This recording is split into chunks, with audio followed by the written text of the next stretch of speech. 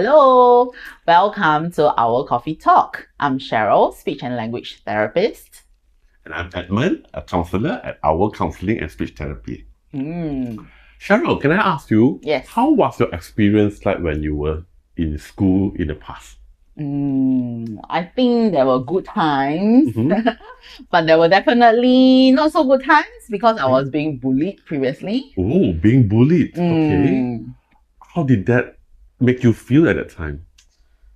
I think it felt very helpless also. It wasn't confrontational like face to face because then we had internet already, right? So it's online bullying. Yes. I see. Yeah. I think bullying is quite common. It happens in a lot of schools. And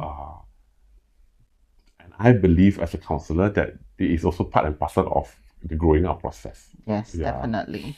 Of course, even though it's a part and parcel of growing up process, it doesn't mean that we should condone it. It doesn't mean that we should let it happen and continue to happen, right? Yeah, I agree. Yeah. That reminds me of my experience previously when I conducted a social skills group.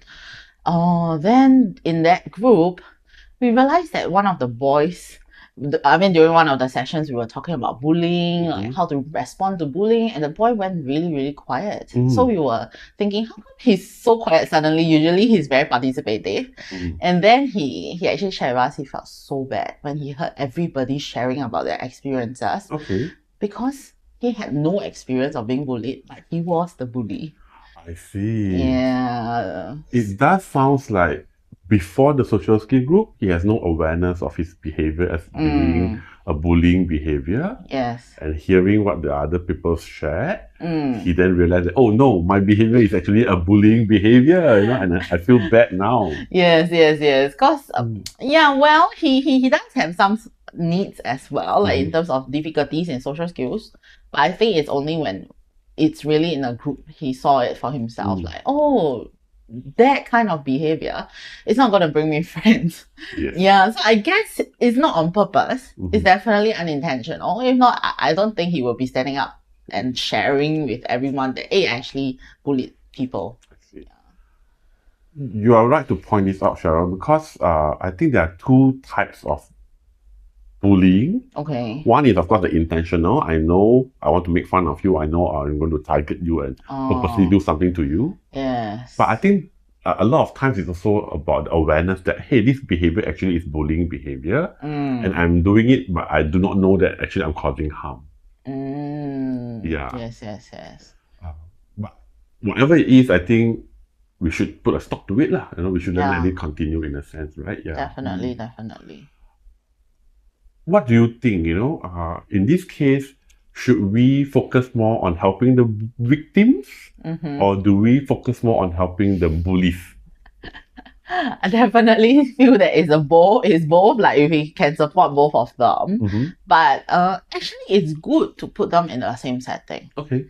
Of course, not like the aggressor with the one being bullied, like the direct one, but maybe like what I mentioned in a group, whereby they get to hear each other's opinions also, and the one being bullied might not understand the point of view of a bully also, because definitely from a point of view from a victim, they might feel that, hey, I'm the one getting bullied, why must I be understanding towards a bully? Yeah.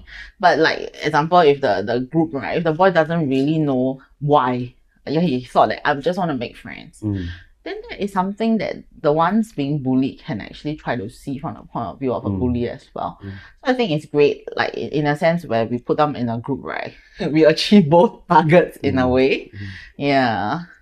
But fundamentally, I think they need to learn different things. True. For the bullies, they need to learn the appropriate social behavior, what really brings them friends, what really attractive to other people in a sense. Okay, right? yes. Of course, if you are talking in a very rude manner, nobody want to be your friend, right? So the bullies need to learn how to talk nicely or how to treat their friends in a better way and things like that. Yes, true. Whereas for the victim, they need to learn how to stand up for themselves. They need to learn how to protect themselves. Definitely. Who can they go to for help and things like that. So slightly different learning.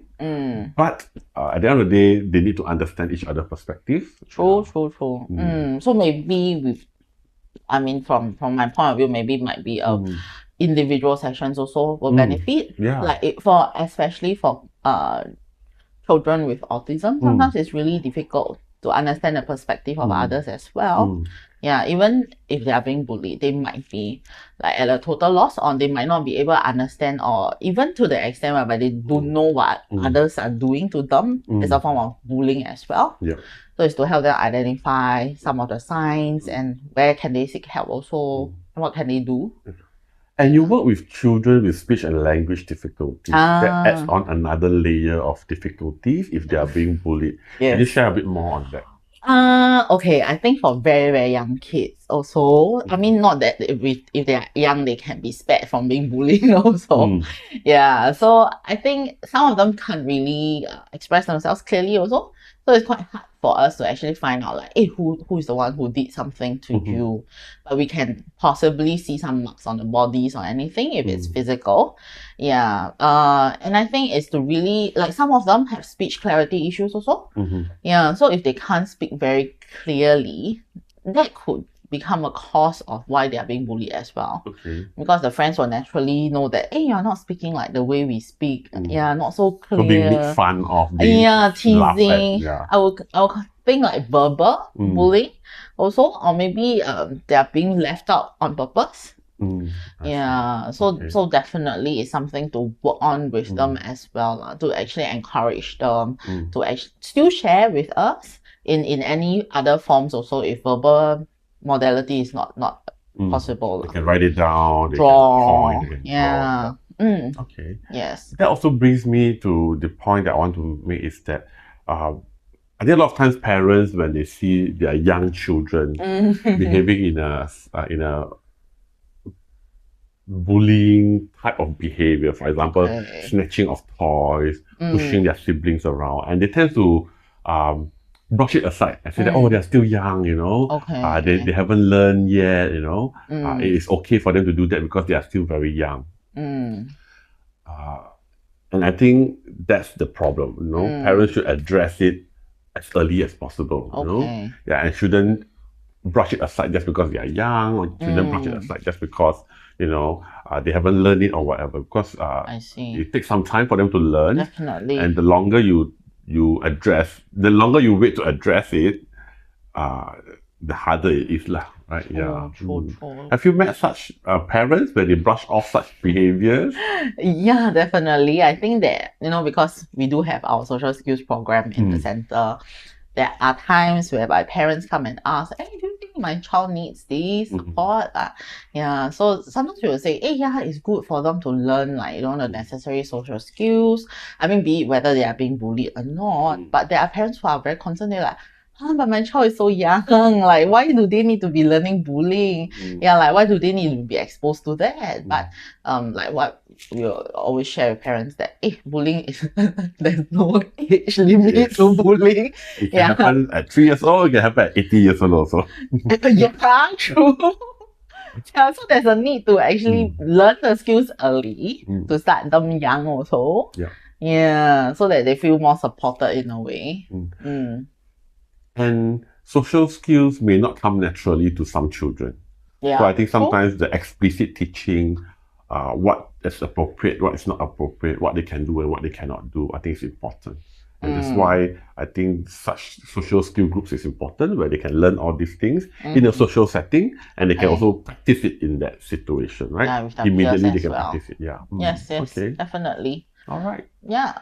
Any other tips that you have for our young children that's being bullied, or if they are the bullies, they have bullying behaviors, or even for parents, what tips do you have for them? I think for children who are being bullied and the bully themselves, I think it's good if we start them young to let them understand also what are some behaviors that, like what you mentioned, acceptable, not acceptable in a school setting, and to not minimize it lah. Yeah, so regardless of what setting they are in, it's best not to minimize when we see such behaviors happening also, not to brush it aside.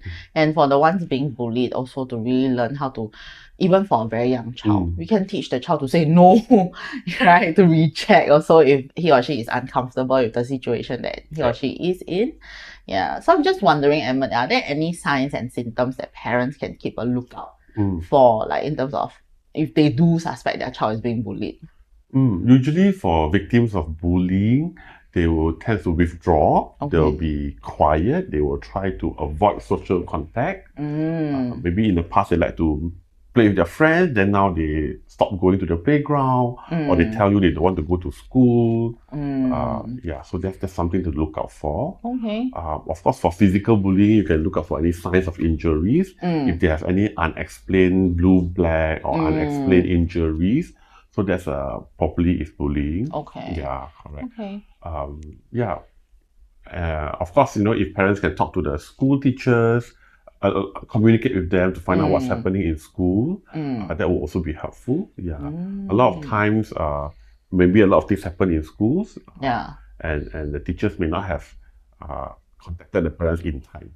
So instead of waiting for the teacher to contact you, you can then call the schools, ask them, hey, did something happen recently? Why is my child so quiet recently? Why is he not playing with his friends? And find out what's happening. Yeah. I think those are pretty good tips as well. So I think that's all from my side. Parents, so do look out for any signs of your child being bullied. Do seek help early. If there's any issues, you can also call us for a consultation, and then we see how we can support you. Yeah, definitely. And also, can consider our social skills program also. Yeah, if you do have any concerns, can definitely reach out to us. That'll be great. Okay. So stay tuned for the next episode of our coffee talk. So remember to like, comment, and share. Yes. Okay. See you. Goodbye.